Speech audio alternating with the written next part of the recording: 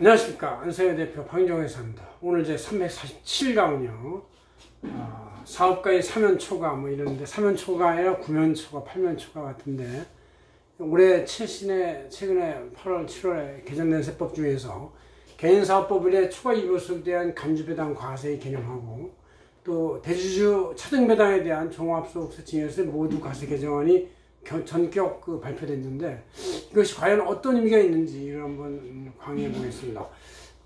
이건 또 특히 저희 고객들이나 저희 안세 직원들이 굉장히 복잡한 얘기를 해서 궁금해하기 때문에 종합적으로 얘기해 달라는 요청이 좀 있어가지고 제가 고민 끝에 한번 작성해 봤습니다.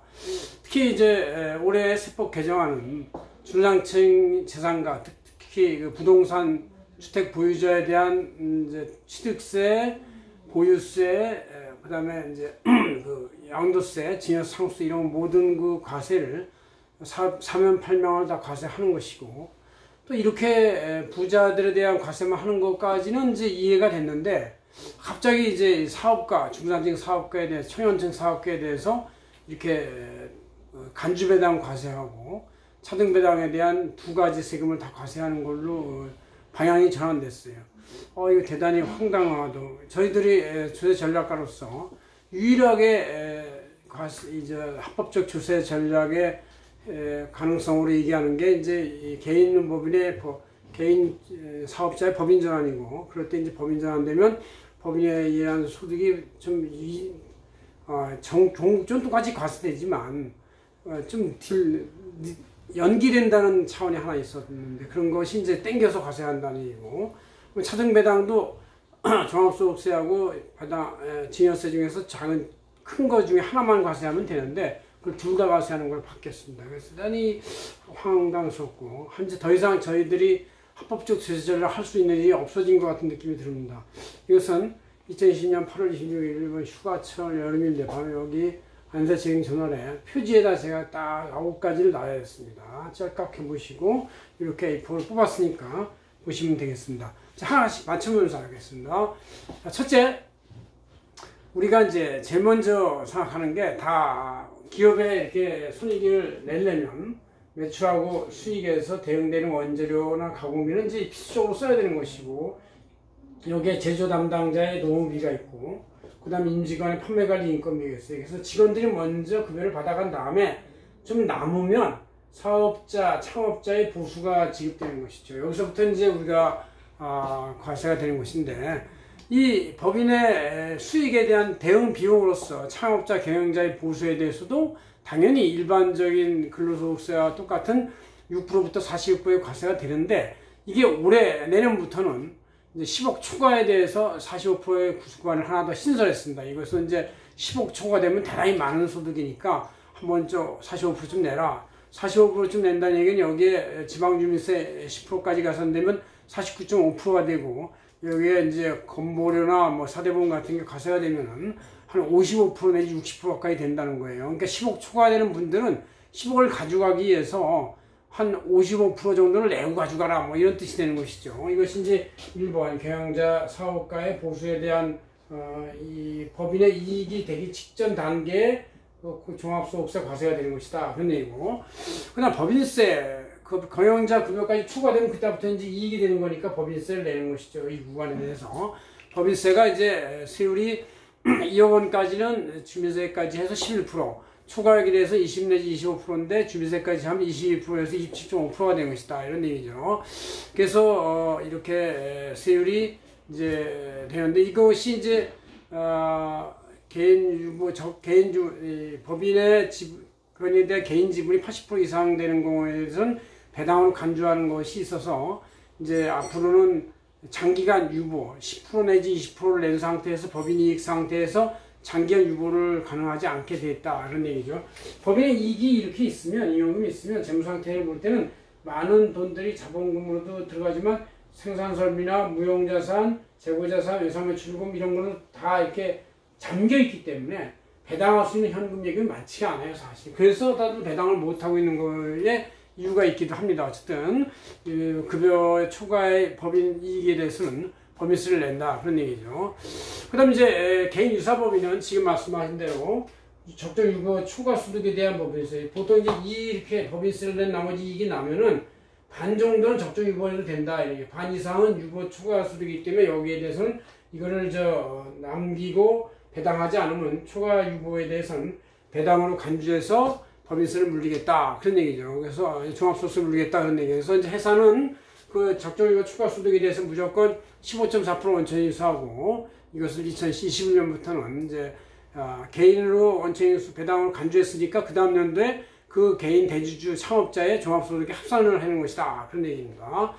네 번째로 이제 대주주 자녀 차등 배당에 대해서 전에는 이제 올해까지는 단일과세를 했어요. 그러니까 이제 차등 초과 배당에 대해서 종합소득세나 증여세 중 큰 금액 하나만 단일과세를 했는데 이거에 대해서 차등 배당도 일종의 대주주가 받아가지고 자녀한테 주는 거다고 봐가지고 종합소득세를 떼이고 그 다음에 그 나머지 차액 그러니까 배당금이 만약에 5억이다. 5억에서 종합소득세를 2억 5천 때리고 난 나머지 2억 5천에 대해서 다시 또 증여세를 또 과세하는 것이죠. 그래서 총 이렇게 되면 보통 실효세율을 치면은 배당금액의 한 75% 정도가 과세가 되는 꼴이 됩니다. 한 50% 정도 과세, 75% 과세했으니 이제는 반 정도만 남는 게 아니라 4분의 1만 남는 거예요. 그러니까 배당. 야, 이렇게 되면 배당을 해도 그만 이거 참 하마터면 사업 성공할 뻔했다. 이런 농담이 나올 수밖에 없는 상황이 됩니다. 다섯 번째는 이제 법인의 대주주에 대한 지분을 또 이제 할 수 없이 이러면 이거 고민하다가 자기 주식을 취득하는 경우가 있어요. 자기 주식 취득에 대해서는 원래 남한테 팔기 위해서 보유 상태인 경우는 대주주가 회사에 자기 주식을 양도할 때는 대주주 지분 비율에 대해서 차액의 20%의 과세를 하게 됩니다. 그래서 자기 주식을 타겟에 처분하는 것이 예정되어 있을 때 그렇고, 근데 그렇지 않고 회사가 자기 주식을 취득하면 대주주부터 산 다음에 이것을 유상 소각을 한다든가 감자를 하면 그 차액은 배당소득으로 과세를 하게 돼 있어요. 그래서 야 이게 양도소득세도 20% 내는 것도 있고 자기 주식 감자에 대해서 양도세 20% 아니면 감자에 대해서 배당으로도 전액 과세할 수 있다. 왜냐하면 소각을 하게 되면 이렇게 되는 것이 이제 5번이고 여섯 번째로 또 유가족 가족 간의 지분을 양수도 할 수가 있죠. 이제 이렇게 자기 주식 제도에도 배당소득세 과세가 되고 차등 배당에도 종합소득세하고 증여세 이중과세가 되고 이러니까 야 안 되겠다. 야 네가 사라 아빠 지분을 뭐 해가지고 기업가치 적정 평가해가지고 이제 양도를 하게 되는 것이죠. 양수. 그래서 이제 그럼 역시 이제 대주주의 창업자 지분은 20%의 양도소득세를 과세되는데 이럴 때는 자녀 자금이 이제 아버지한테 가는 거예요. 부모한테 가는 거예요. 그래서 이제 역방향으로 기속되기 때문에 이것은 앞으로의 상속 승계에서도 더 도움이 안 돼요. 자녀가 꼬이꼬이 월급으로 번 돈을 아버지한테 드린다는 얘기니까 취득대금으로. 그러니까 이건 또 그냥 뭐 상식적으로 말은 되지만 실제 이런 일은 거의 일어나지 않습니다. 그다음에 이제 가족 간의 지분에 대한 일반적 증여에서 이제 일반적 증여는 적정 평가 후 증여세율이 10%부터 50%까지 과세해야 된다는 얘기죠. 30억 초과 구간은 무조건 50% 세율인데 웬만한 기업이 어느 정도 잘 되면 평가액을 하면 3억만 이익이 나도 30억이 되는 것이니까 초과할 가능성이 높습니다. 그래서 50% 세율을 적용한다.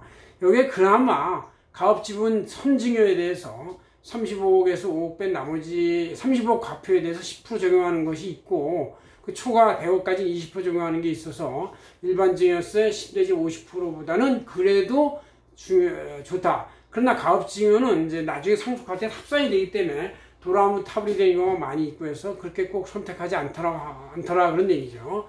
마지막으로 이제 경영자 사망 시의 가업 상속에 대해서 적정가치 평가를 해가지고 가업 상속의 경우는 이제 뭐 자녀가 경영을 해야 되고 등기 대표이사가 돼야 되고 아버지가 10년 이상 경영해야 되고 여러 조건이 있어요. 자녀가 또 입사를 해야 되고 입사해서 5년 내 대표이사 등기되고 이런 여러 가지 조건을 다 못 지키면 또 돌아오면 타불 되는데 지켰다고 치면은 그래도 10년까지 경영한 것은 200억, 그 다음에 20년까지 경영한 건 300억, 20년 초과 경영한 건 500억 이렇게 공제를 해가지고 해주니까 아무래도 기업가치 평가액이 몇백억씩 나오는 회사를 자녀한테 상속할 때는 200억 내지 500억의 상속공제를 받으니까 그나마 수월하게 갈 수 있다. 물론 언젠간 배당을 하면 또 배당소득 과세가 되는 것이죠. 그러나 이게 가업상속공제 200억이나 500억의 공제가 안 되면 일반 상속이면 그냥 20, 30%, 20, 30억만 넘어가면 50% 과세가 되기 때문에 엄청나게 치명적이죠. 그래서 전부 다 경영권을 내놔야 될 정도로 되게 심하다 그런 얘기죠.